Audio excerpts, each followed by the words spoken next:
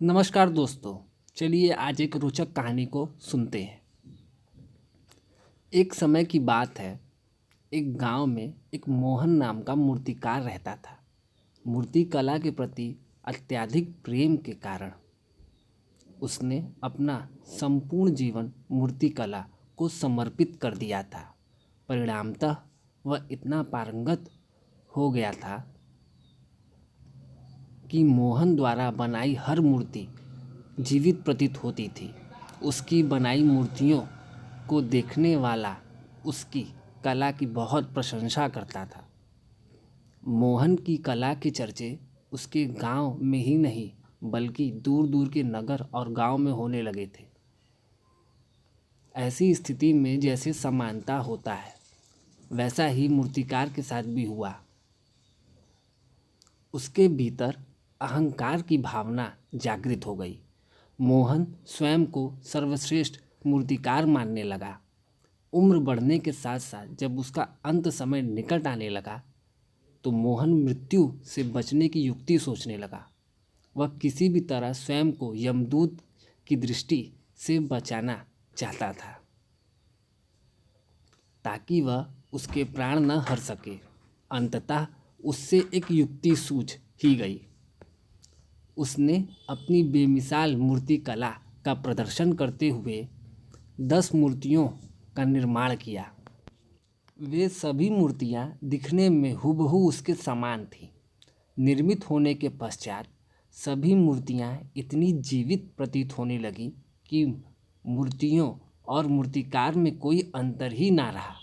मूर्तिकार मोहन उन मूर्तियों के मध्य जाकर बैठ गया।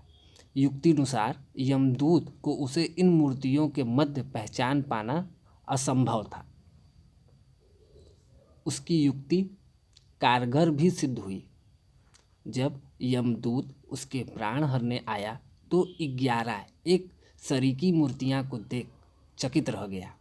वह उन मूर्तियों में अंतर कर पाने में असमर्थ था, किंतु उसे ज्ञात था कि इन्हीं मूर्तियों के मध्य मोहन मूर्तिकार छुपा बैठा है।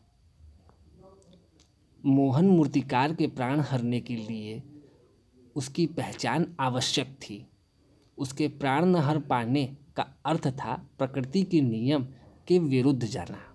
प्रकृति के नियम के अनुसार मोहन मूर्तिकार का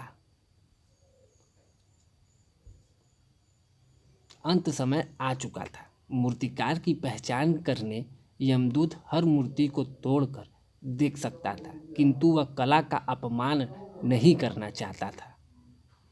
इसलिए इस समस्या का उसने एक अलग ही तोड़ निकाला।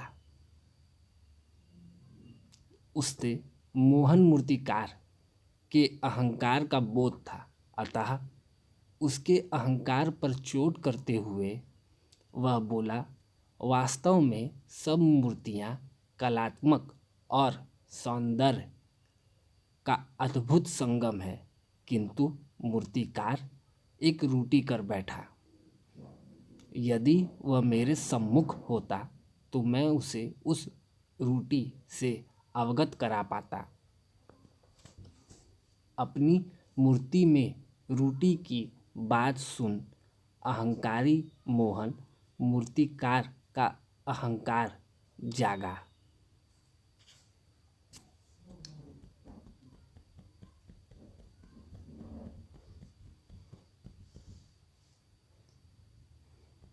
और उससे रहा नहीं गया और झट से अपने स्थान से उठ बैठा और यमदूत से बोला, रूटी असंभव, मेरी बनाई मूर्तियां सर्वदा रूटीहीन होती हैं।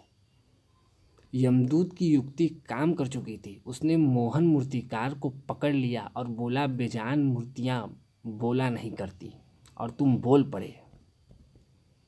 यही तुम्हारी रूटी है कि अपने अहंकार पर तुम्हारा कोई बस नहीं।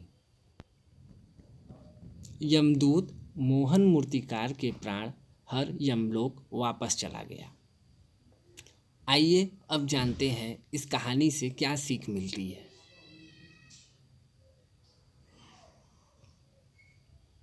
अहंकार विनाश का कारण है, इसलिए अहंकार को कभी भी खुद पर हावी न होने दें। ऐसे ही रोचक कहानी सुनने के लिए चैनल को सब्सक्राइब करें। धन्यवाद।